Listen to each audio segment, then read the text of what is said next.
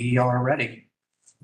All right, well, welcome everyone to our monthly work session. We got a few folks out of town, but we are glad to be here. As they say, decisions are made by those who show up. So here we go. We have 3 items for future consideration where we'll just have opportunity for questions. And then 2 presentations we'll receive in full, again, followed by commissioner comment and query. First item for future consideration is the HRC root work plan and the people and belonging update. Folks from People and Belonging, we appreciate y'all being here. Thank you very much.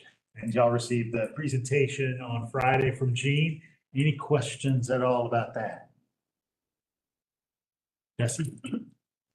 Yeah, I just wanted to ask about the policy review component. I think it's on slide 15. There's a mention of ordinance review, but it doesn't get into a whole lot of detail. And then I see there's also a recommendation on a menstrual product ordinance. But besides that, it wasn't clear to me where else policy review would play. Yes, and hopefully it's sent all the way, and it might not, but on the very last page, page 17, are the 4 ordinances that the HRC will look into. They will look into the unlawful discrimination ordinance, again, per their charter and bylaws. They'll also be looking into the juvenile curfew ordinance as well, that's currently in place. Just really analyzing the impact on youth and access to its enforcement equity. And then looking at the downtown dress code that's embedded into the alcoholic ordinance. I don't have that section number on me right now, but we've been working with the attorney's office to make sure, and they've confirmed with that. Now, the access to menstrual products itself is a new ordinance that has been brought forth to the HRC through the community.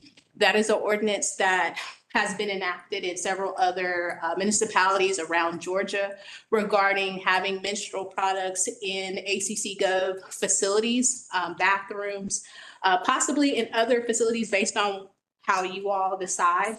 But this ordinance has been brought forth by members who have the actual data, the written copies, the samples of it as well. So those are the 4 that they'll look towards. Thank you. That was helpful. And so these all look like ordinances. Is there any policy review that HRC is doing, like with regard to internal policies? Not as far as HRC, they're more so of the looking from the ordinance as far as community wise. Now, people in belonging are looking internally when it comes to potential family leave, looking at that, what's that look like for employees, whether that's more so for leave or sick leave, if a child is sick, or school, something like that, looking to possibly expand family leave based on what other municipalities have been doing. So that's the only policy right now at this time that we've been working with manager's office to look into. Were you actually going to go through the slides? Because I can hope on ask my question.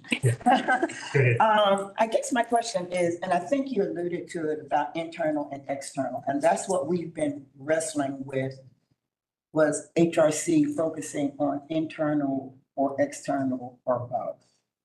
Right. So how we've broken it up is HRC focuses more so on that being that community bridge to ACC. So per their charter, it talks about the mission is to create that community bridge from what ACC Gov policies or ordinances that are in place right now, and how does that affect the community and what the community issues are to bring back to you all to discuss that way from the community side. And then people in belonging work on both facets. And I guess that is my question, and I don't want to seem like I wasn't so much going on, but there are issues that come before us that on the surface, it looks like it's an issue. But by the time you kind of run it through the mill, it starts looking like racial. And I'm wondering, is there a conversation on how HRC can get in front of some of these issues that are coming from the community that seems to become a racial issue? Is there, like, working with HUD or TPW with our staff that are doing like the technical stuff. Is there any conversation how you could get involved in some of these conversations? Because technical people are just what they are. They're technical people. They're engineers. They're just saying it this way. Is there any conversation on how we can front load something that may not look like it's going down a racial, gender, or age line that could help our technical?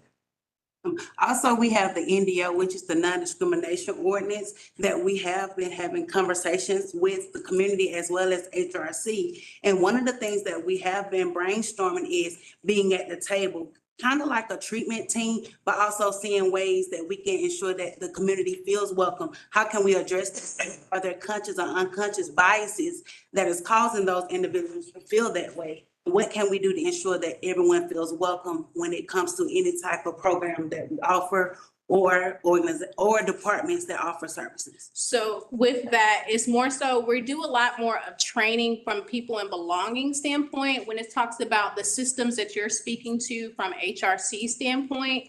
The one thing that I want to mention there is that HRC is just now getting back to their regular meetings with a entire new body. So the members that were once there, their terms have either expired or they have been replaced with new members. And so one of the things that has come up in their work planning session is to do more town hall meetings to understand what is coming from the community, to understand that. But as far as things that have been brought to you all's attention, Mayor and Commission's attention, and how to get HRC more involved into that, those systems have not been set in place just yet, but we can look into creating that more streamlined process.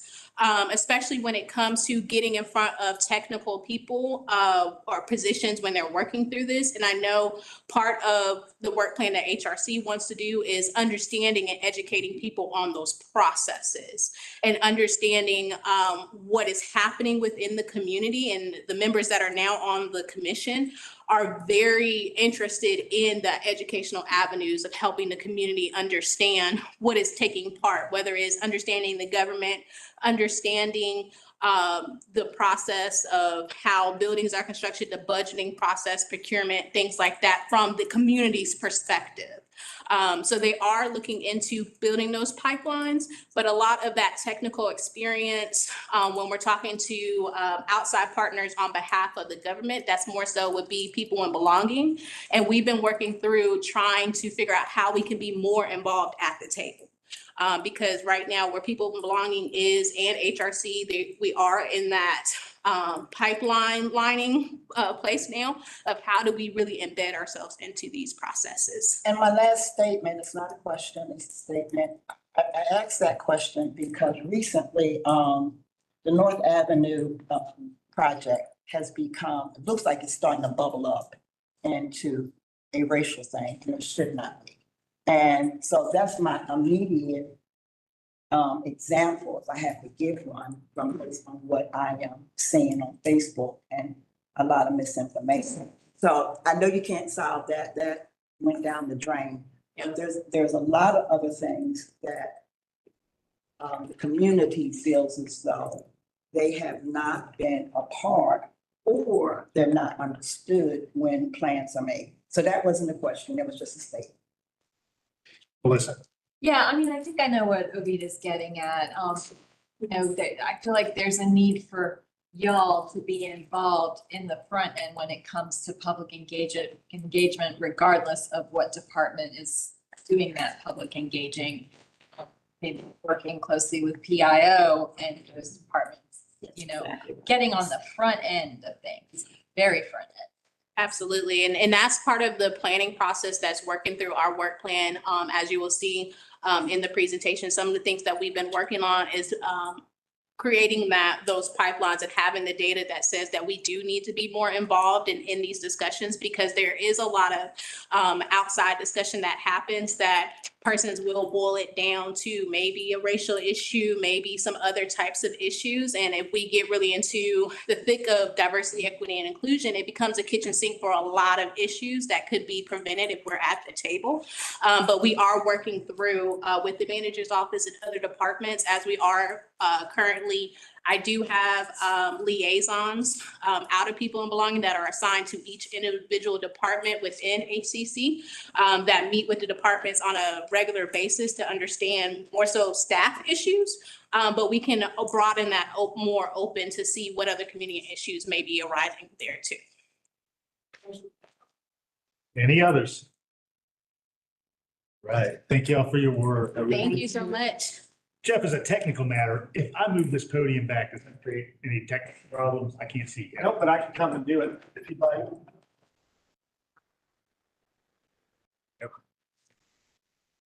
On your screen.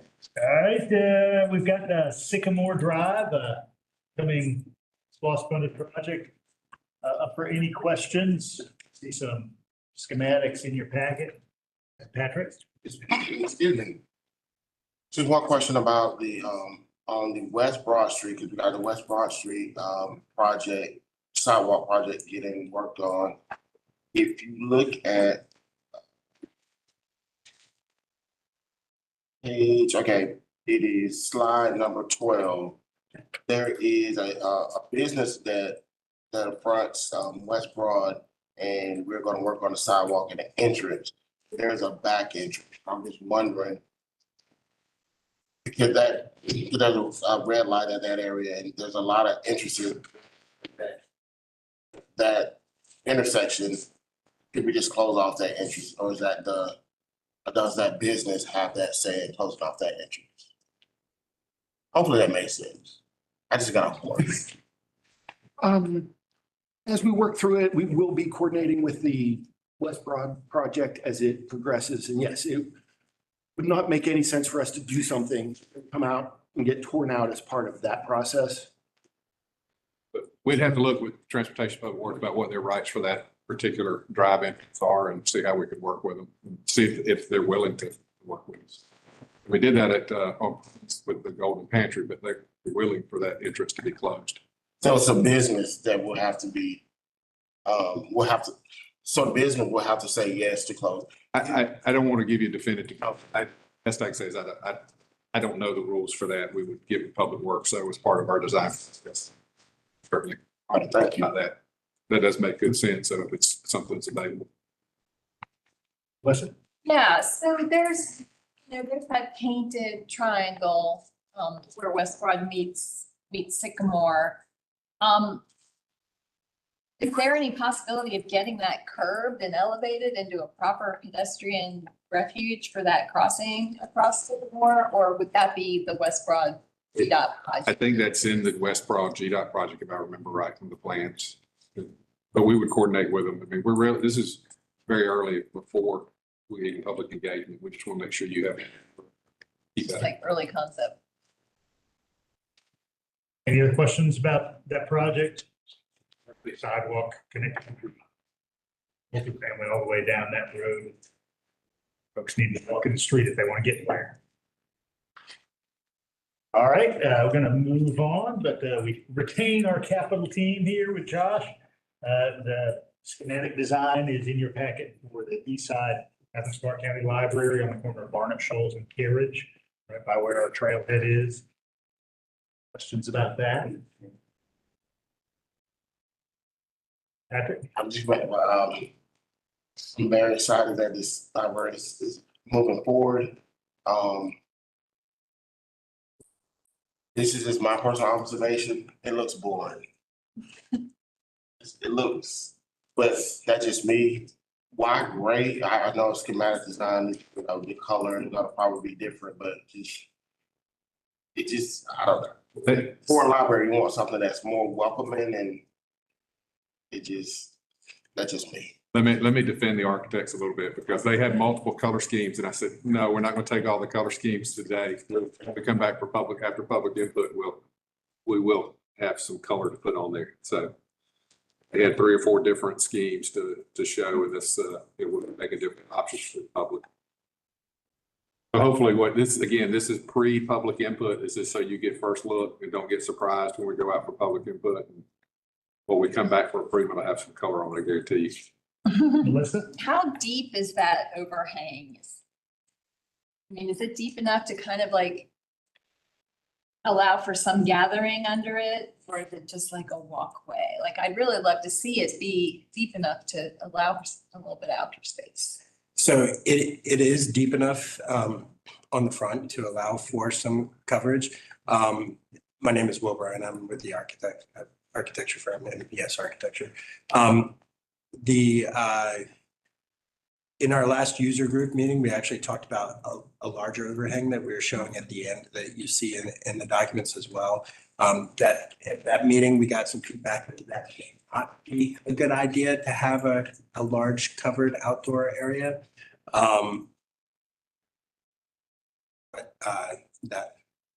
Does that answer your question? Well, I just know that, I go to the library frequently for meetings and community events, and there's, always that kind of after event gathering, and it often takes place outside, right outside the door. Starts raining, it gets disrupted. And this building is a good example too. We have this nice covered space outside. So like, there's always that kind of intimate community conversation that happens after the event. Like, it's important for a public space like this, which is really just any interactions, to have that opportunity, meeting after the meeting. So I think we have about 15 feet. It varies across the front of the facade of how deep that is, that's covered. We also are going to have some opportunities for other outdoor gathering areas on the property that take advantage of the site itself. Yeah, I just want to encourage that, those kind of smaller, intimate, covered spaces that allow for that. Thank you. Follow up, Patrick? Just a question to the manager and mayor. That's a beautiful flat top building somewhat. Any funds or future plans for like solar on top of it? Yeah, we will be asking for probably the renewable energy project to help fund that portion of it, because we're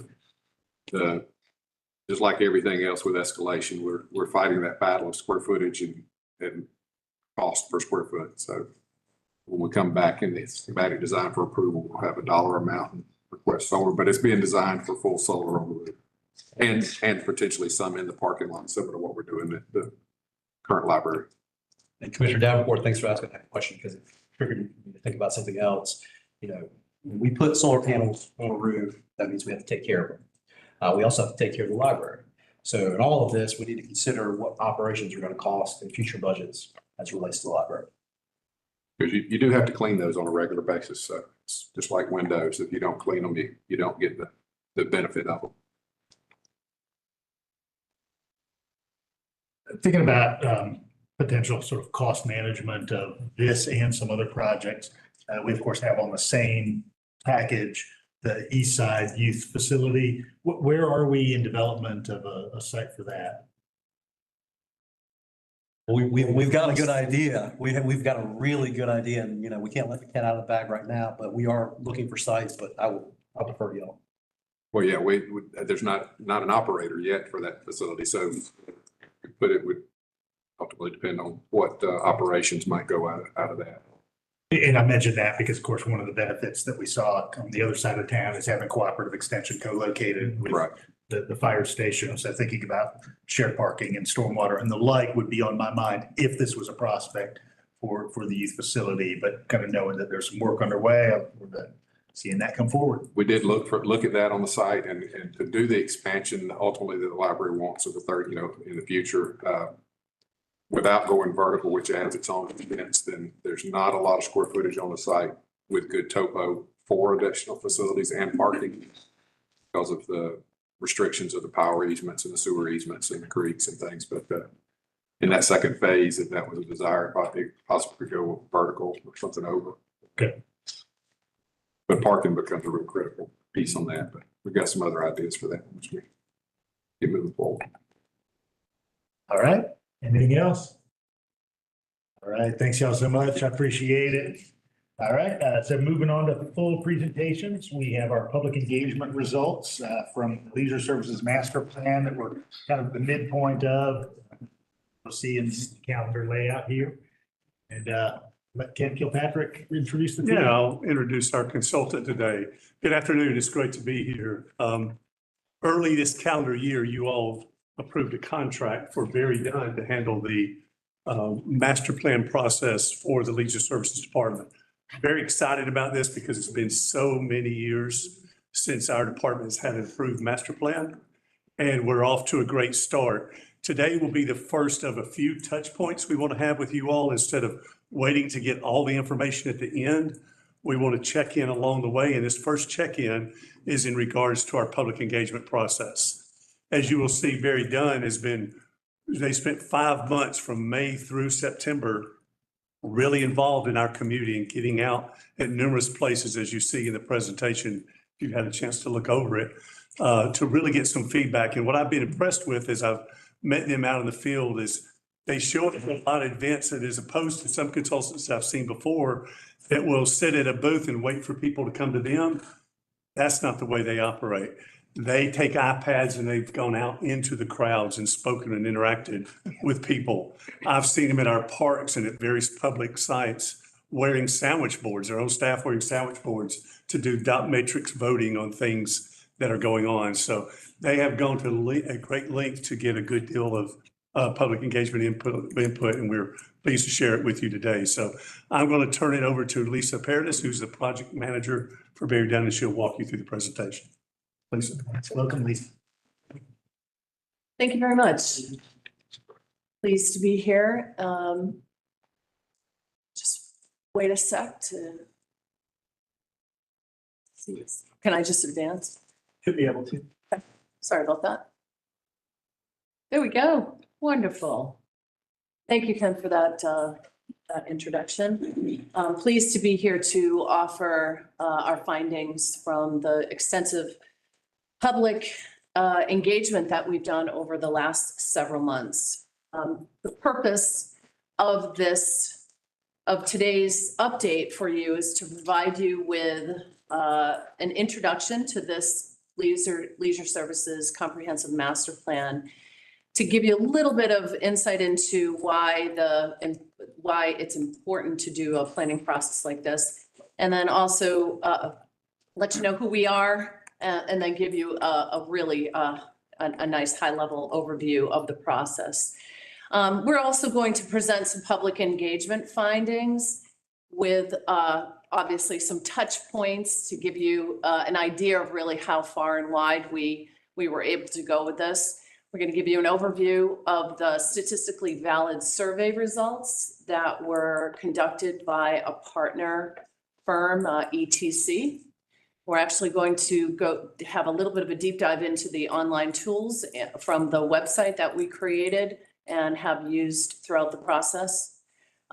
Then look at some of the pop-ups, the community events, just an overview of that, and then finally follow up with some key themes. And the last piece will look at next steps for the project and ask if there's any Q&A.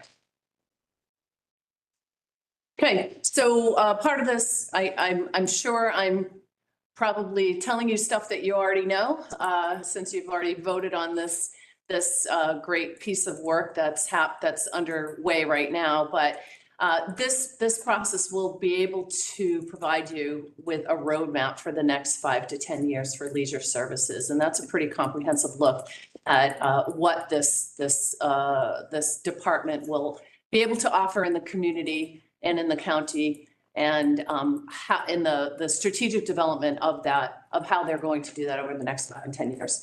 Better defining the roles of leisure services, understanding the opportunities to better serve the communities, determine priorities for future investments, which I know are really important. That can be divided up into 4 different categories: in financial, facilities, programs, and services, and then also plan for future growth and development. So the process, I'm not going to go through all of this, but I just want to let you know that obviously phase 1 was really that project planning phase, and phase 6 is the draft and final plan. Right now, we're kind of smack in the middle of everything. We are in we've just completed all of the engagement piece, which is in that blue box, blue circle on 2. We're into the analysis piece of things. That is October through January. And then we are wrapping up with the draft and final plan after visioning and implementation, strategizing in June of 2025. Our team is vast. I won't obviously go into all of this, but on the left-hand side, you'll see our very Dunn team, and on the right-hand side, you'll see some of our subcontractors, well, all of our subcontractors, Pond and Company, IBCCES, and ETC. So I want to dive into the information right away. As a kind of a big overview, we're looking at outreach efforts on the top, and you can see on the left-hand side, email campaign was almost 33,000 people reached, with 47,000 impressions made on social media, to a total of almost 80,000 on online outreach. On the left-hand side in the green boxes, you'll see in-person opportunities. And that's divided up into activities, which is on the top, and then people reached and people spoken to, or people who actually completed surveys and had engagement with us. And the total for that top, the number of activities engagement activities that we took part in were 71. And which amounted to 2,348 people who were reached. That also includes individual interviews, focus groups, pop-ups, and community events. On the right-hand side, you'll see engagement contributions, and this is an aggregate of everything else that we developed and implemented over from May through September. You'll see that the statistically valid survey is that number 619. That was the survey that was undertaken by a national survey firm called ETC, and that was the number of respondents that would make that survey valid was 600, and there's a host of other ways that it becomes statistically valid, but we did take in 619.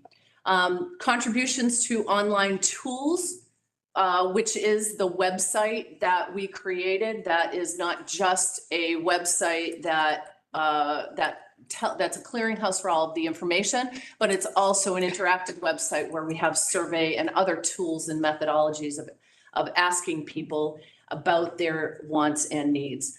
2,143 contributions shared online. And then below, you'll see online survey responses in aggregate. So we're going to dive a little bit deeper into these numbers as it gets later into the presentation. I want to look at the statistically valid survey. And just to let you know, 1,000 surveys were printed and mailed to Athens-Clarke County residents. The goal was to get 600 surveys, as I said before, and 619 were completed. It was a 5-page survey with cover letter, and you had the option to take it online or on paper. This statistically valid survey has a 95% level of confidence, which is plus or minus a little bit under 4%. Survey respondents were represented community demographics, and that does represent, each one of those surveys that were completed represents one household. So there certainly are many more than one people in a household. You can see on the right just an example of how the statistically valid survey was met. The statistically valid piece of the survey was met on the demographic side of things, and it was matched up. In terms of zip code, wanted to kind of give you a few highlights of how this all shook out from the statistically valid survey. On the left-hand side, you'll see in the blue boxes, parks and facilities, and just some highlights from that. In the 30622 area code, That was, respondents rated, the lowest rating for needs met for programs and activities overall. And then the highest use of city, county, parks and facilities, as well as the highest response to too far from home, meaning that access to facilities in that zip code were located too far from their home. In 30602 and 30605, there was the lowest awareness of parks and facilities. Now that actually corresponds with the university, but there's another piece to 30605 that's of interest there as well. And we can take our eyes over to the right-hand side of this slide. In the green boxes, you'll see programs and activities. A highlight here is in the 30601 zip code. That was the highest rating for needs met for programs and activities overall, and also had the highest satisfaction of nature and outdoor programs. In 30607, the lowest satisfaction of aquatics programs, as well as in 30605, the highest satisfaction overall for programs. In terms of facility satisfaction, yep. Did we not survey 30606? Sorry, where's that? We did. Yes, these are just highlights. Oh, okay. Yeah, sorry, these are highs and lows, sorry. But I also want to let you know that there's an extensive report behind this. We obviously couldn't give you all of the information that's behind this data. And that information will be shared with you as addenda. Yeah, so. 30601, and I'm not surprised that the number there, because 30601, that encompasses what's the park? Where we are northward, Lake Park. Sandy Creek. Sandy Creek. Nature Center, Sandy Creek Park. And also the ladies. Virginia Walker. Virginia Walker and Thomas Lake. But a lot of concern that comes out of my district is in that Sandy Creek, or that space that is between Virginia Walker and Sandy Creek. There is no recreation facilities, and this has come out. So I know you're just giving us the highlights, but I do want to say, even though that has a great number, there's still a large part of 301 that is not serviced with recreation facilities in here. That's all. No, thank you for that. Appreciate that. And I think that brings up a good point though, too. And I started to mention that behind this statistically valid survey highlight that I'm showing you today is a very extensive analysis of that survey. We are sort of in the middle, 3/4 of the way through our analysis of a whole host of other touch points, including level of service analysis, which includes the number of assets that you have, the quality of them, where they're located, the demographics associated with that around. And so that there are multiple other touch points that go into the analysis of how people are being served as well. Thank you.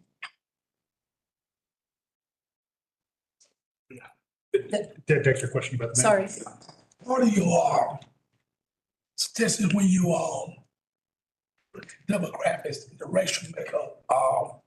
Do we know who our clientele is when it comes to leisure services, or kids, or adults? Y'all got that deep yet? Because I think to me that's important. Who are we serving? Are we serving more children? Are we serving more adults? Are we got that deep yet, or do we know that information yet? One of the other elements of this comprehensive master plan is a recreation program and services assessment. And that is a very deep dive into the customer and what you are currently offering in terms of programs and services and all of the demographics that hits. So yes, we do have that information. And it's broken down into age groups, it's broken down into a whole host of other things. And that's another piece of this entire analysis portion. Yeah. So we do have that information? Yes, we do. can show that information. Yes. So when you say valid survey finding, define that for me. I'm Yeah. the only one here don't Yeah. understand that. There's a percentage of, and this is in all fairness, this is why we engage a company, a firm that does this, a national firm that does this.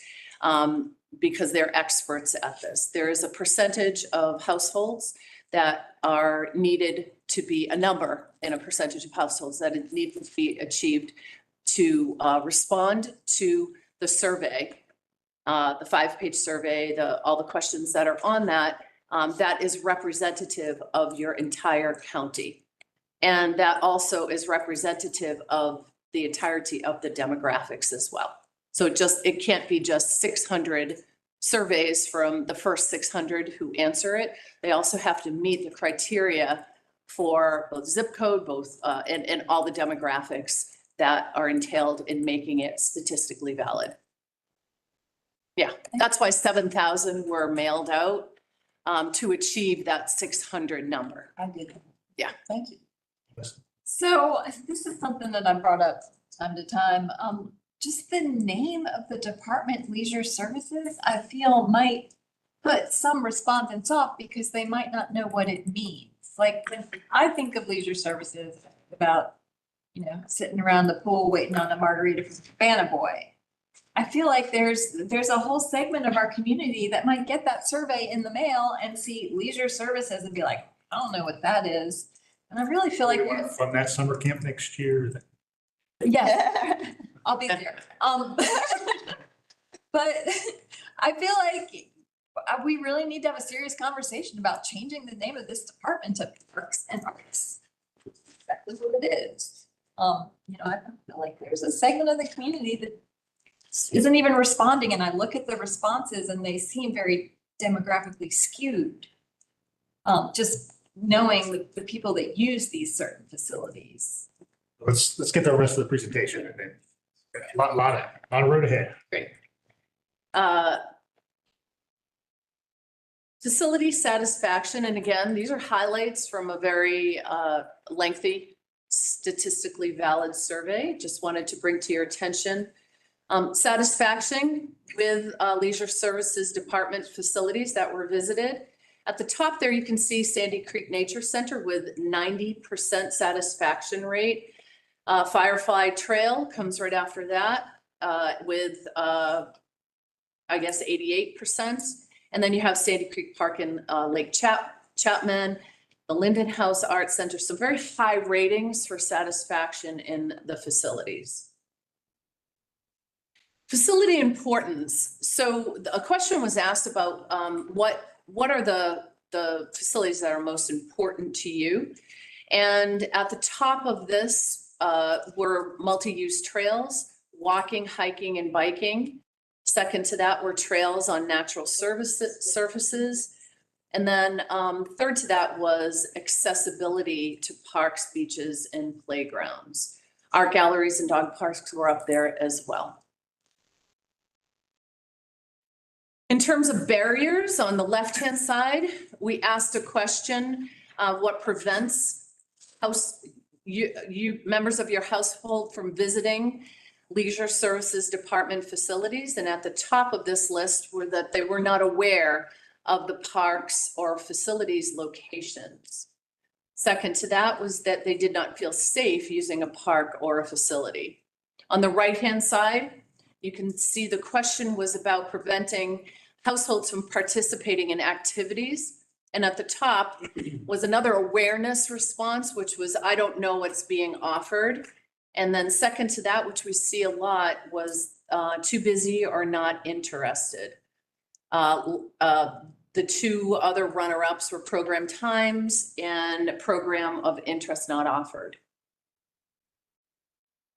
In terms of communication, on the left-hand side, you can see the ways that we asked people about the ways that they learn about Athens-Clarke leisure services, facilities, programs, and events. And at the top was word of mouth. Now I could tell you this is not something we hear a lot of, which was really interesting. It means that you have a very tightly knit community, which is a really nice thing. Second to that was social media, which, and the Athens-Clarke County Gov, or ACC Gov website, which is fantastic as well. On the right-hand side, that's matched up with what methods of communication do most respondents prefer. And at the top there, which coincides with the second on the left-hand side, is social media. And then the e-newsletter and the ACC Gov website. They also, high up there was emails as well. In terms of program satisfaction, very high rates of satisfaction in nature and outdoor programming, special events, and summer camps, art programs. So across the board, there was some very high ratings in terms of satisfaction with programming. This is a little bit of a change in straight up understanding of one question. This is an analysis that ETC does that combines, it's called the Priority Investment Rating Analysis, and it combines the importance that residents place on facilities and amenities, and with how many residents have unmet needs for the facility or the amenity. In this case, this is about programs. And what this does is give you from 0 to 200 an understanding of where people's priorities are based on obviously the importance and the unmet need piece. At the top, you'll see that the community favors special events, adult fitness and wellness programs, adult arts and crafts, outdoor adventure programs, enrichment classes, boating, and senior programs are at the highest investment rating, which is anything over 100. In terms of facilities, that same analysis was done with a separate question about facilities, and you can see at the top, multi-use trails again on natural surfaces, small neighborhood parks or pocket parks, swimming pools, accessibility to parks, beaches, and playgrounds, and then fitness centers were of the highest priorities. So we're shifting gears now to look at the online survey, and this is not the statistically valid piece of things. This is the crowdsourcing, anybody can engage piece. And this was through the website that we created using a platform called Social Pinpoint. And there were multiple elements of this. There's a QR code up in the corner if anyone wants to scan on that. And you can see that if you haven't already seen it. Just some snippets from this. You can see that the question was asked, how often do you use Athens-Clarke County Leisure Services? And almost 46% of your population responded that they use leisure services at least once a week, with another 11.7% visiting daily, which is a pretty nice response rate. In terms of facilities improvements, we did get a similar response at the top. Trails and greenways were at the top of people's thought process. And this one was about what needs the most improvements. Trails and greenways with 52.2%. People saying that those are the facilities that need the most improvement. Restrooms, shade, playgrounds came in after that, and swimming pools and picnic shelters as well. There was a question also asked, and it was an open-ended question. Are there any new amenities, trails, and facilities that are needed to better serve the community in Athens-Clarke County? This is a summary. We had 875 responses in this open-ended survey question. And I'm not going to read all of these to you, but there's some significant thoughts here. Nature, recreation, arts, and some other miscellaneous comments. In terms of activities and programs, question was asked, which of the following activities or events are offered by leisure services would you like to see expanded or offered more frequently? Nature and outdoor programs came in with a resounding 51.8%. Special events was after that. And then arts and fitness programs, summer camps, and adult sports leagues. Another open-ended question was asked. Are there any new programs or activities that are needed to better serve the community in Athens-Clarke County? And again, these are broken down. On the left-hand side, we had 130, more than 130 comments that had something to do with nature. More than 90%, more than 90 comments had to do with recreation, 40 plus in arts, and about 350 other comments. One of the more interesting questions that we asked on this website tool is a budget tool. We asked people to prioritize how they would spend $100. And they had the ability to spend it all in one place or divide it up into other places. What we found was that for most people, taking care of existing parks, trails, and facilities was where they wanted to spend most of their money. Second to that was building new trails and connecting parks and the trail systems. And then building new and improved features in existing parks came in third. And you can see the rest. Can I ask a quick question? Yes. So this is from the online survey? Yes. Did this also give you zip code based data? Yeah, but it's not as accurate as the statistically valid survey. But thank you, good question. We do have as much of a breakdown, right, that we can get from that. Like I see on the online survey, there's a heavy emphasis on more programs on the east side, but then on the statistically valid survey, there's a heavy emphasis that the west side is lacking any facilities. And so I'm curious if you would see like a different budget breakdown from people who are on one side of the county or the other. Yeah. Does that make sense? We haven't done that analysis yet, but I think that's valid. Thank you for that question. And one of the other options that people had on this website was an interactive map. So there was a map of the entire county with all of your assets. And it allowed people to be able to drop a pin and write a comment. So we got many, many comments on this. We had 194 contributions that were made on this interactive map. And you can see them broken down into needs improvement, needs something new, love it as is, or other suggestions. In terms of community events and pop-up, switching gears off of what we actually have on the website, the Social Pinpoint website, just wanted to give you an overview of really where we were, how many people we came in contact with, and the events that we attended, as well as some of the other ones that we just popped up in. We talked with over 2,100 people, 38 pop-up events, and 3 large community events, including the Hot Corner Festival, Latinx Festival, and the Star Spangled Classic. And the goals there, of course, were to connect with underserved communities. Wanted to make sure that we didn't just have a community open house where we expected people to just show up. That's not how we roll, as Kent had mentioned before. We wanted to make sure that we met people where they are. Wanted to make sure that we build awareness and promote more engagement online. And then obviously the last part of this, the most important part, is to really understand the needs, gaps, and opportunities that are presented within the county for leisure services.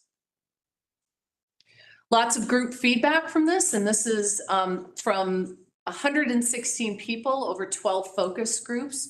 Those focus groups were made up of department, outside of the department, but stakeholder groups that were important in the community and established within the community. And those comments were broken up into nature, arts, recreation, and other. So to kind of bring this all to a conclusion, to let you know that there's some key themes that are emerging. Clearly, we have not finished the bulk of our analysis with all of the other touch points that we've talked a little bit about in the other more detailed analysis, including organizational, operational, finance. There's recreation, program and services, and a whole host of other touch points. But from engagement, we see that people are interested in taking care of existing parks and facilities. There is a clear emphasis on trails, access, and connectivity. Continued maintenance and accessibility improvements are important.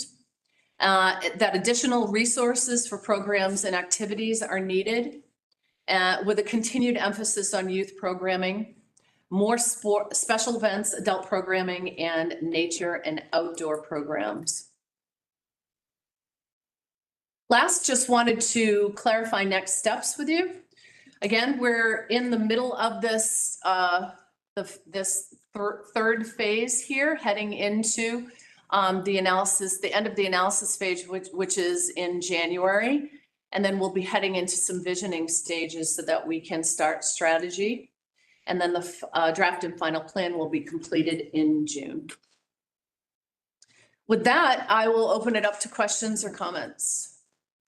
Thanks for the status update. Looking forward to those next steps. Any questions, Patrick? Would love to meet that person who made the comment that there's no East Side Park or gathering.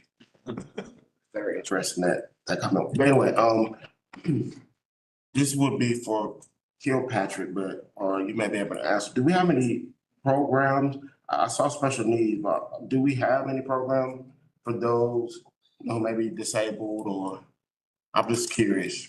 Or again, Commissioner. Do we have any, I saw special needs up there. Just wondering, what are those programs that we offer for those who are disabled or? We do have, so out of Rock Springs, we have a therapeutic recreation programmer. And she just came on board, this has been the past few months. But she has been doing extensive programming with a lot of the residents at Hope Haven. And then reaching out to, she's learning the community and the players and partners in the community. But she does just about weekly programs with the Hope Haven residents now, so participants. Got it, thank you. So we're rebuilding that program. It was quite extensive. We lost the person that was sitting in that role, and so we're building it back up again. And I guess it would have been under the ballot surveys and the number of 7,000. How was that number? How did that? The number of 7,000. Identify that 7,000. Oh, actually, I'd have to look at that. That's with our ETC, but I do have the report with me, and I'm happy to see if I can find that information out for you. Yeah. Melissa. So those statistically valid surveys, did they ask for demographic information, income level, race, children, number of the household? Children? Yes. Okay, and did the responses come back in a way that mirrored the actual breakdown of Yes. residency? Okay. Yes, it did. Yep. I would like to see that part. Thanks. Yeah, so one thought to share, just Commissioner Neesmith brought this up probably every other month in his tenure, and I'm sure my successor, soon to be Commissioner Johnson will as well. But the west side needing an active recreation park, it's something that's just, I mean, I hear about it constantly. I know Jerry did. I'm sure Stephanie is. And so I hope that whatever the final plan is, seizes upon that SPLOST project that we've already got funding for and really identifies a place for active recreation. Tallahassee Forest should be great, but that's very nature preserving more than it is like a space for people to recreate. And I think the statistically valid results that show the lack of the people who want to use a park but don't have one near them, this may be like a good backup for that. I did have two questions. One was there any discussion, has there been any discussion yet about this idea of the Greenway network being under leisure services versus part of like a transportation network? I mean, this is something I've kind of raised up before, but like, you know, along the Greenway, you have recreational facilities, places to hang out that are green space, but it's also meant to be kind of a connecting multi-use path for people who are walking and cycling to get around. And so has there been any analysis in the course of this work around like how to maybe better coordinate the leisure services elements of this plan with the transportation goals of TPW? Does that make sense? So I can, at least if I can. So right now, I mean, we regularly talk to TPW. Sorry, Alex, Assistant Director, Leisure Services, sorry. So we regularly talk to TPW. They don't have anything on the ground yet. We do know that once they start to get stuff on the ground, that we will have these conversations more and more. But right now, anything right-of-way based is going to be, that's kind of the line that we've got right now. Is right-of-way is where they operate and we operate into the parcels. But sharing resources and operational things are going to be forthcoming as they start to get some on the ground. Definitely. Well, I'll just share as like a parting thought on that topic. You know, we have the Athens in Motion Master Plan, which is highly ambitious network that's far from built yet. And we have the Greenway Master Plan, which is highly ambitious and far from fully built yet. And I feel like so far what we've seen is TPW largely looking at trying to connect facilities along roadways because that's their purview. And then Leisure Services trying to connect Greenway to existing parks. But I feel like there would be a lot of value in the multi-use paths that move through green spaces being conceived of part of our transportation network and not just a leisure services capacity. So however that can be maybe emphasized in this plan, I think that would be valuable. And then the last question I had was just about, what was hours of operation discussed in the survey at all? No, not in this survey. No. Bummer. Well, I guess I'll just share what I've heard a lot of as well is that having access to park spaces after dark, especially when we get into the colder months where it gets dark quite early, is something that I think is important to quite a number of people and might be something to look into when we think about it. When this was raised up before a couple of years ago, I remember the response I got was that it was largely like a budgetary issue around having, you know, you guys spend that much more money on having lights on and things like that. But I guess it's too late to try to build into a survey how statistically valid that request is, but I suspect that it would be a popularly praised decision to allow access to our parks, at least some of them after dark. Well, understanding that where we have programs scheduled that are outdoors or indoors, those parks and facilities will stay open later in the evening. Not every site is conducive from a lighting perspective to take that on. In addition to, as you mentioned, the expense of the lighting that would have to be factored in, as well as additional seasonal staff. As we get to this time of year, perhaps a number of part-time workers that help us with evening after hours work cuts back some in our budget. One other deliverable that maybe didn't get listed here today is going to be analyses comparing county operations to other operations at other, cities and counties that run leisure services departments or municipal departments. So that may be some information we want to make sure we capture. Do they have exceptions to that, or how do they meet that need? Yeah, I'm just like, one example would be the field at Bishop Park is a place that people currently get kicked out of by police. They're just playing flashlight tag in the field or something, right? And like, could we just allow people to be in the field after dark, and maybe every once in a while someone goes by to check and make sure that what's going on there is on the up and up, and then instead of kicking them out, just lets them continue to play flashlight tag. Does that make sense? It does. I don't know about Bishop Park, but at our general session, our general meeting last week, someone did speak about lighting being a problem around Virginia Walker. in the evening. So someone did speak to that. We're addressing that. You are addressing that? Alex has been working on that. Alex, you've been working? Yeah, you on want to update?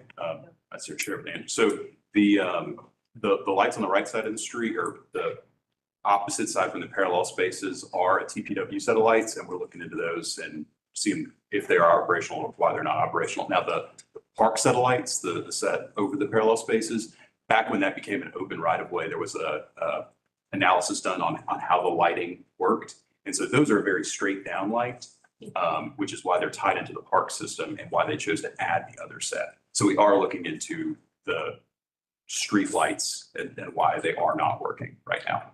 And I will say that we look at all of these master plans and it just gets mind boggling a little bit.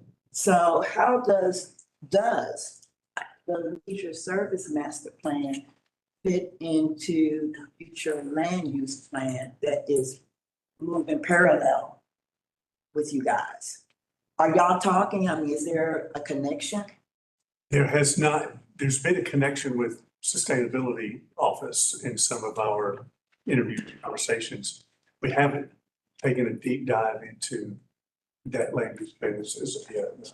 Well, but you, oh, I'm sorry, because One thing I could add, so I did present on a panel of the group that's working on the future land use plan to talk about institutional land use. So specifically like the university, school district, hospitals, Athens-Clarke County. So we informed that panel of known plans, so things like the Greenway Network Plan and the money that's in SWAST for West Side Park and some of those improvements. Where we need to close the loop is how does a future land use plan then inform the facilities that we would deploy? So, right now we're giving them examples of where we're going so they know what to build or not build, so to speak, what to plan for around them. But there may be hubs, West Athens being an example, where if there's going to be density already approved or planned for in the future, we then need to plan our infrastructure to it. and I guess my concern is almost the same as Commissioner Houle. Is that space between Sandy Creek and Virginia Walker. That's like in Highway 72, 129, and even 106, because Sandy Creek is actually 441. So if we're doing a land use plan and we're talking about leisure services plan where these recreation facilities are not, I just want to put it out there that those areas, there's a gap. That's all. And will the commissioners' comments be taken into account as far as public engagement? And yeah, in what way? As far as your engagement process? Commissioners' comments be taken into account as you're creating your master plan? Correct. Yes, just that yes. You look a little puzzled there. Are we, You're absolutely is. Okay. To what extent? Oh, okay. And then what's the next touch point with the body? So the next touch point, we're looking at either in February or March, coming back with a detailed analysis. As Lisa pointed out along the way, it gives us a further breakdown of just how we're serving or how we're not serving, where we need to be serving better. All of that will be in that analysis report. That'll be our next touch point in early 25. Great. Thanks, Ken. Appreciate it. Thanks a bunch. I appreciate it. Thank you. All right, last item today are some quarry options moving forward. We know we've purchased quarry next to the airport. And while operation continues at the moment, we know that eventually that is going to be a big hole for some water that we can use for the variety of purposes for which we use water. And gonna greatly expand the amount of capacity we have for Century Out. Patrick, question. So just in one of the slides, that the dollar amount, $250 million, is that right? 249? That's all in, and I think we'll hear from that. Wonder what it might have got up from. That's gonna be a set of conversations. Yes, sir. We'll get to that in a minute. A lot of that, sir, is going to depend on the route in which we choose and the location of the pump stations. We're going to talk a little bit about the history. Yes, ma'am. Clearly, you're not. No, ma'am, I'm the assistant director. Oh, okay. Okay, all right.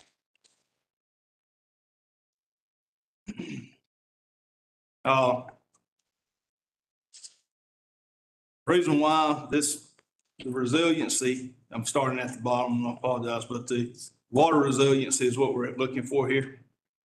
It's a space for public recreation as well. The economic development with a new water source and the public safety to provide adequate fire protection and ensure we're able to cover the service area as it grows.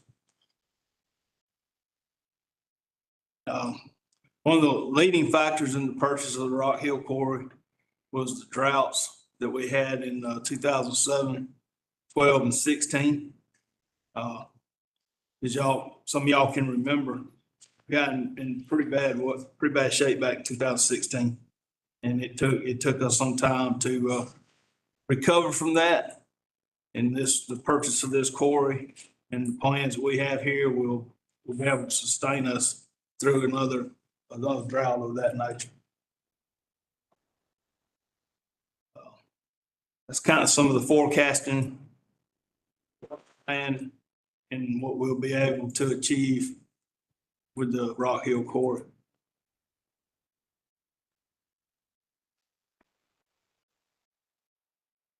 What we're proposing to do is the Beecham water treatment plant has a capacity to take on the quarry plus the three other raw water sources that we have now.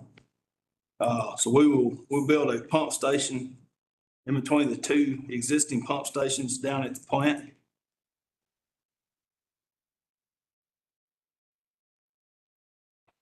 And we would like to utilize a one pipe from J.G. Beecham to the Rock Hill Quarry. This will be a push-pull method. We utilize that line to help in filling the Rock Hill Quarry and then in the need to draw water from that reservoir, be able to pull the water back from Rock Hill Quarry with another pump station located there. Yes, ma'am. I didn't see that slide. That says Conrad Drive and Northside Drive. Yes, ma'am. What we would do is we'd come out of J.G. Beecham, come underneath the North Oconee River. It would come up and it would cross MLK and go up the street there, utilizing existing right of way on Conrad north side. It'd go over North Avenue and then come down through, cross over 4th Street, utilizing existing easements and right of way as we go. We've got sewer lines that go through there now and water lines that go down by the existing shopping center there now. I call those Sky City Shopping Center. And then we would come around parallel GDOT Loop 10 by 4th Street Park, come underneath Trail Creek, not 4th Street, Trail Creek Park, come underneath and the loop there at Peter Street, and utilize existing easement to get over to Rock Hill Quarry from there. Yes, ma'am. What's the red circle? Because it says H. Yeah. The red circles indicate where we would have, I'm thinking that's where we would have, and I apologize, it's in the legend and I can't. Need for easements, right? Right. Those would be, I'm sorry for that. It would be the locations along that route that does not have an existing easement or would need one. The rest of it would be existing right of way and easement. So as far as land acquisition to run this route, it's very minimal, as you can tell by the distance along that chosen corridor, if you elect to support us in this route. Were there other options? Yes, ma'am, there were. Well, you don't have to tell me now. And Anything going on the street? there were other options. We looked at utilizing a pump station around the Dudley Park corridor and coming up 78 Highway, which is just had and is going still under major construction. So the cost impacts of that would be even higher. Plus the permitting would be a whole lot more intrusive. Utilizing the route that I just had up there, we cross CSX and we've got we're along the river, but we already have existing easements. So it'd be easier for us to obtain those permits already being there and already having easements. What about for the 3 areas that you don't have the easement for? we would have to go out and approach those customers and inquire about purchasing those easements, just like we would any other pipeline project. Boy, what's gonna be the impact of that community? Not only from a easement perspective, but environmental. What will be the impact of that community? Well, we're thinking this would be the less of the environmental impact to the community.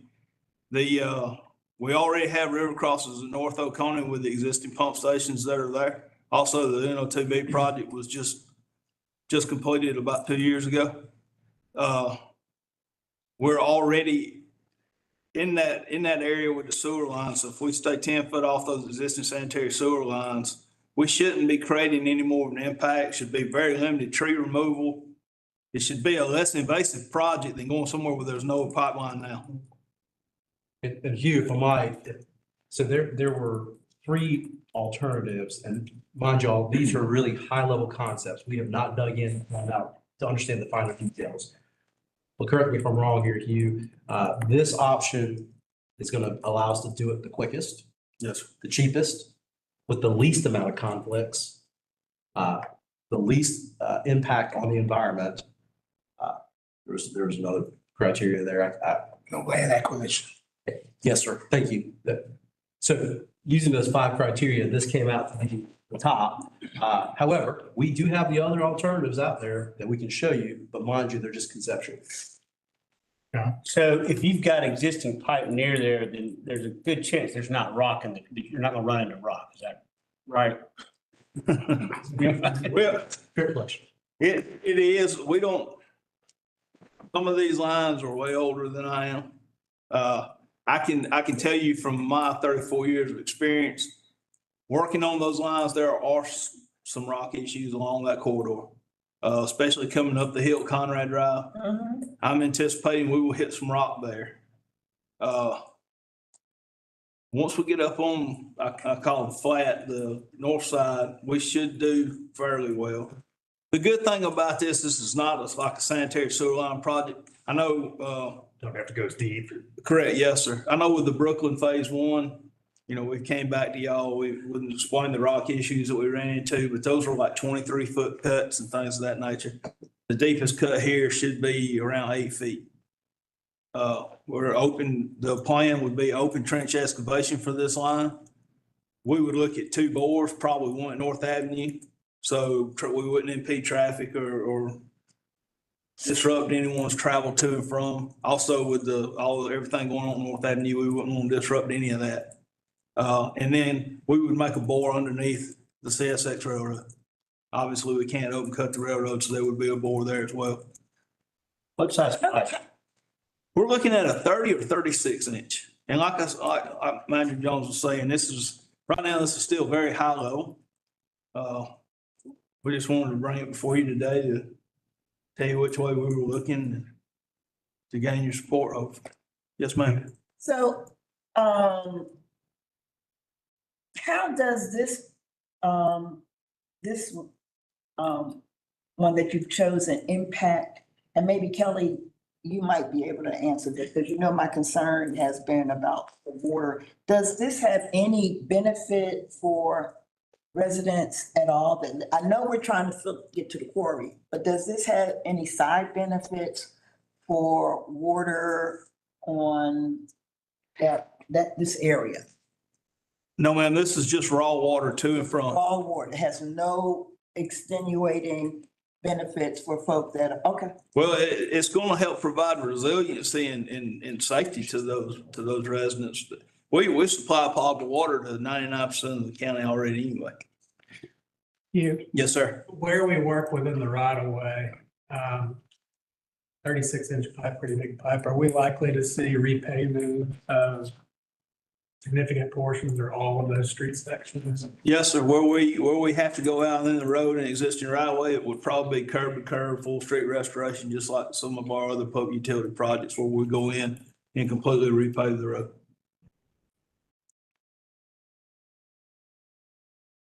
Okay. And with that route, and I talked about the pump station at JG Beecham, obviously we would need to to have a pump station built at the quarry as well.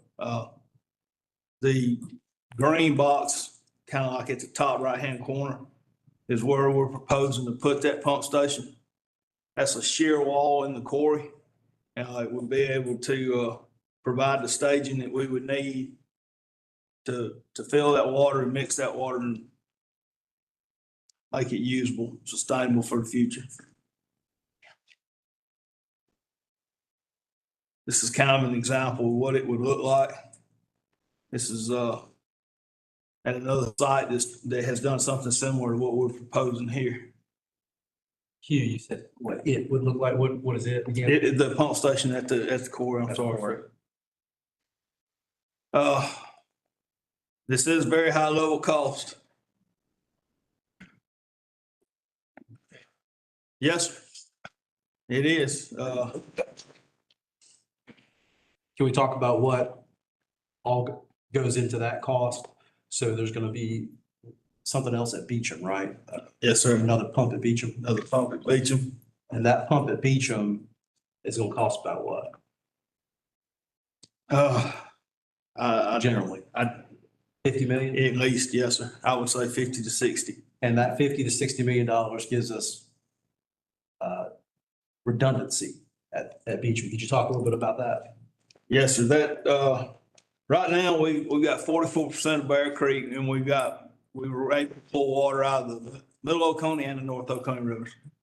In those droughts that I had mentioned earlier, we had gotten to the point we couldn't pull water out of the rivers because the rivers had gotten so low.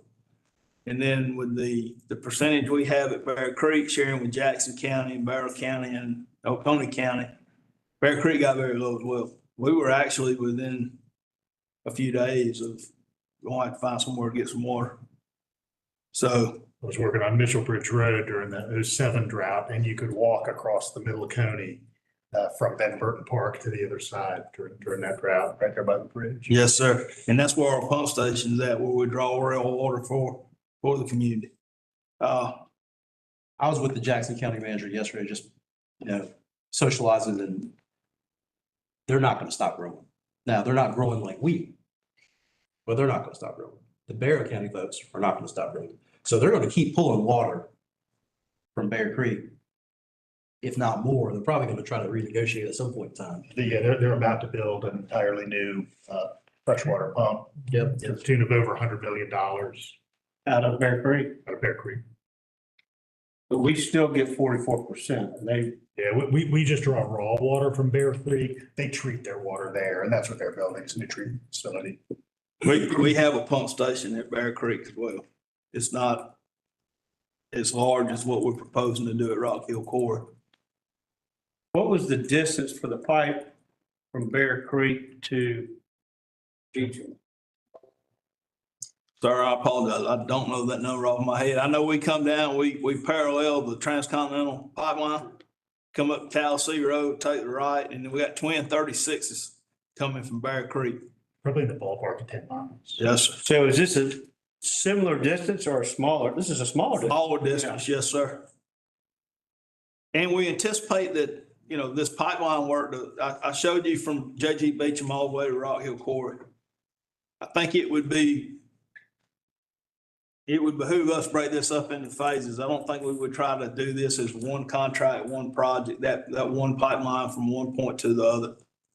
I think we could do some of this work with in-house forces as well at our water and sewer division. And we can bring this number way down. Obviously the pump stations are gonna be very expensive, especially the one at Rock Hill Quarry. A lot of this cost will be that you're actually gonna have to vertical shaft down and have 3 tunnels going out into the quarry in that shear wall for the intakes and for the suction to be able to utilize that quarry, keep the water in the condition that it needs to be in. How do we fund it? Yeah, my question. This lost project? When are we coming back with this? Who got the winning lottery ticket? So the financing of this is the next step. And so where are y'all with the financing alternatives?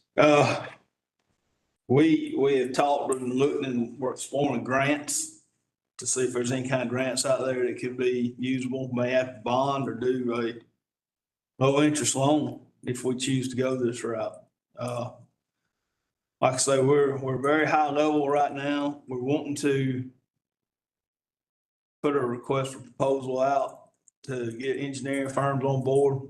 We'd like to pre-qualify those firms and then shortlist, and once we have an engineer on and can get a nailed down design, start looking more at what the actual number would be as far as if there's bonds or grants or which way we would need to go. And just to give a sort of scale of cost of some existing activity, when we updated the 3 waste treatment facilities and Beecham and collapsed all that into a bond about 10 years ago, that was about $325 million.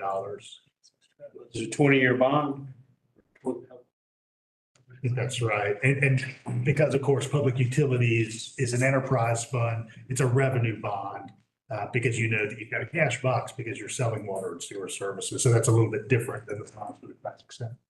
So what kind of revenue does the quarry generate right now? Do we get tip fees on the rock coming out of there? Yes, sir, we do. And that was part of what we brought to y'all last year, was extending that to 2045 and have dual operations. We could be filling the reservoir and still collecting the Tip fees. yes, sir. Is it enough to pay for part of this? I mean, is that, what are we doing with that tip fee, with that revenue right now? Well, that tip fee should pay for the quarry. Pay off the purchase. Yes, sir. Remember, we give 23 million for the quarry. So those tip fee royalties are going to pay for, hopefully pay for itself. 2045, it should have already paid for itself, and then the funds that would be coming in after that could go into this project. However, it will be small compared to the number it would take to construct it. Jesse? Yeah, we got this email that hit our inboxes while we've been here today from Attorney Drake, and it's regarding the IGA update for Bear Creek Reservoir. Like hearing about the likelihood of neighboring counties beginning to pull more water from it. I mean, would this walk us in through 2074? This is, there's gonna be a resolution to approve an amendment to the existing reservoir contract we have with Oconee and Jackson County. Barrow. Just like the mayor said, they're going to build a new water treatment facility. They want to extend the term of the reservoir contract because they won't have it paid for by 2045, was it? I can't remember. So, but it doesn't affect the allocation, how much each county can draw. And we're not part of We're that not financing. responsible for repaying the bonds. That's all clearly spelled out in there. It's just they need to respend the term of the reservoir contract agreement. We all agree to maintain that reservoir because, and we do have to share in the cost of that. But it's not addressing anything to do with how much money, how much water any of the counties that are part of this authority can draw out. And that IGA basically says, all right, the ownership agreement on this reservoir is going to extend, which is just an underlying necessity to build a new capital project on it. Okay, so if we're extending the ownership agreement 50 years, we're not necessarily guaranteeing our access to the water for 50 years? Well, no, yeah, it doesn't change. Everything else changes. Yeah, the proportion of access. Proportion of access to the water, everything's the same. Doesn't affect that at all. That is the entire quarry in Jackson County, it's a part of it in Clarke. I think it's part, I thought it's. No, this quarry is the one. No, I'm talking about the Bear Creek. Oh, it's in Jackson. That's what I thought. So do we have to pay them to be able to use it? No, the agreement. Right now that we're on. It's a public authority. We're responsible, the authority owns it and each county is equally responsible for the maintenance costs. I think pretty soon, I think y'all are gonna be asked to pay our portion. It may have been mentioned in a work session or something, or I can't remember if you mentioned it, Mayor. You're gonna be asked to pay for the cost of doing some work on the dam there. There's some dredging that needs to be done. Basically, where just silt is built up on the bridge. I think that's based on how much water you can draw out. So we'll be responsible for 40-something% of it. But our forces do all the maintenance to the right of way for the double barrel 36s, and then we've had one maintenance issue on that line, and we go in there and maintain it just like it's Athens-Clarke County property because of our easements to get there. Just real quick, so back to this, So we did do a bond for 320 million for the crisis center years ago. We can do a similar bond. The 320 was for the 3 waste treatment facilities that each of them upgrades together. Facilities together. But the finance department, we feel comfortable, we can. Well, the service delivery plan will encompass, a financing mechanism or scheme. We'll give you alternatives and let you select that. So the beauty of all of this, all these things happening right now, is that the service delivery plan is going to come before y'all in the next 6 months. Beginnings of it. And it's a 5-year plan. That'll be included. So will the upgrading of all of our sewer capacity infrastructure for the next 5 years. Yes, ma'am. I'm going to keep saying this. I think, again, this is another example of plans.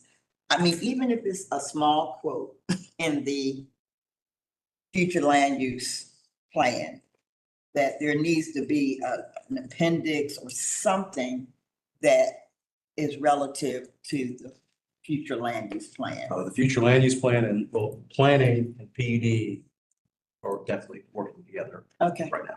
Yes, ma'am. I just wanted to ask a question because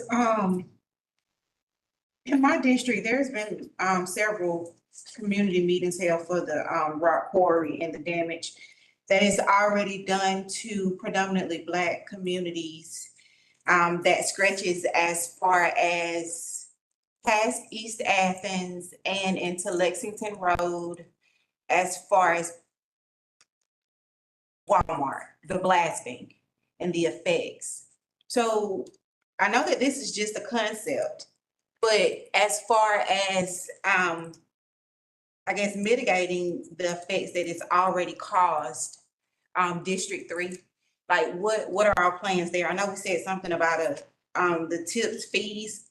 It was requested that there be like a set aside for homes and businesses that have been directly impacted by the blasting of Quarry.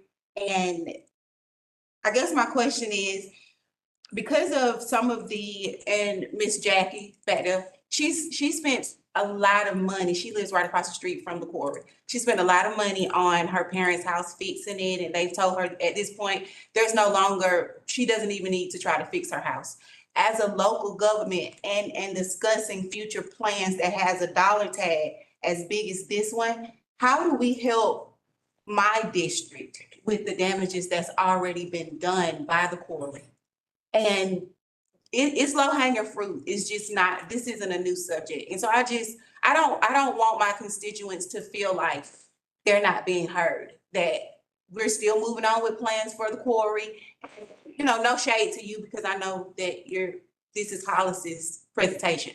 So no shade to you, but as a representative of this district needs to get their just due as far as the causes of the quarry. So as a team, maybe we take some of the funds out of those tipping fees that we're getting, so that residents can maybe file something to receive financial assistance to go towards when it rains, their ceiling is leaking or the foundation is giving in. I live on Fairview Street. My driveway is in like shambles because of the blasting.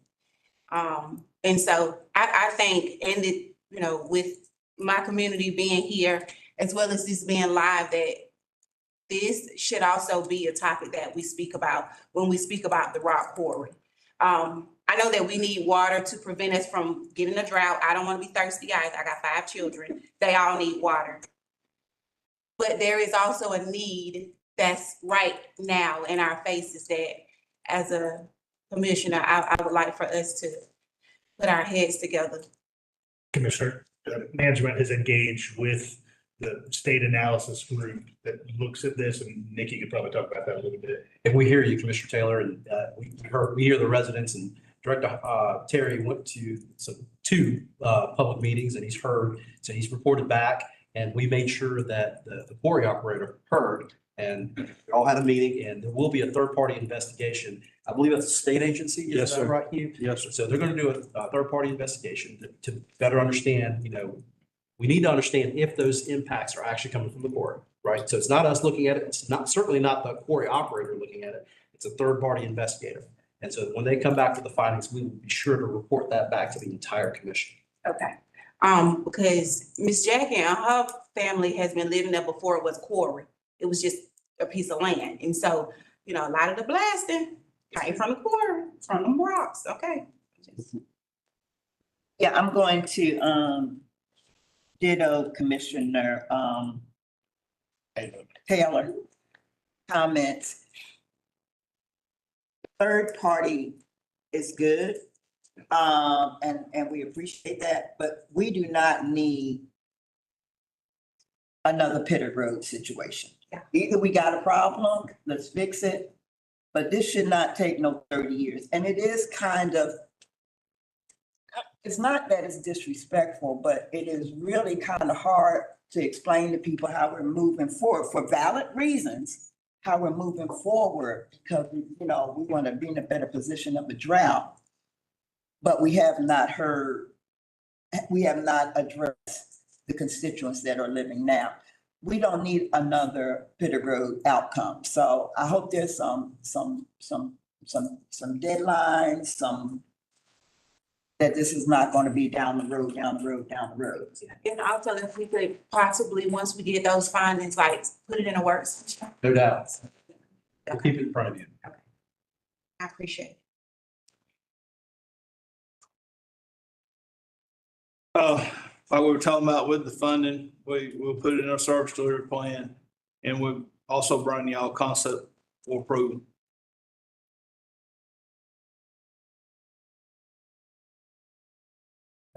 And you mentioned this last time you came, how long will it take for that quarry to fill once it's plugged in? 10, 20, 30? Well, we'll be, obviously, it would benefit rainwater. It's, I don't have the exact date on how long it would take. We will be able, with our permits with federal government's working right now with what we can draw from north and middle. We're planning on using river water to actually pump to the reservoir once we put it online. So obviously it depends on Mother Nature, where the river's at, what we can pull and push, to get it over.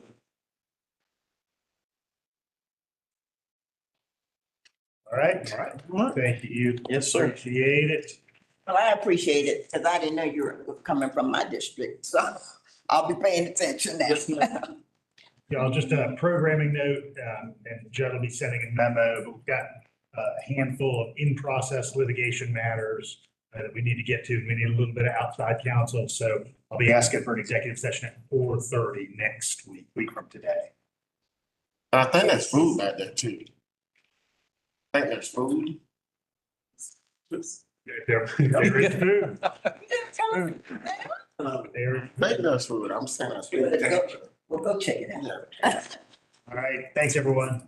Motion to adjourn. Second. All in favor? All right.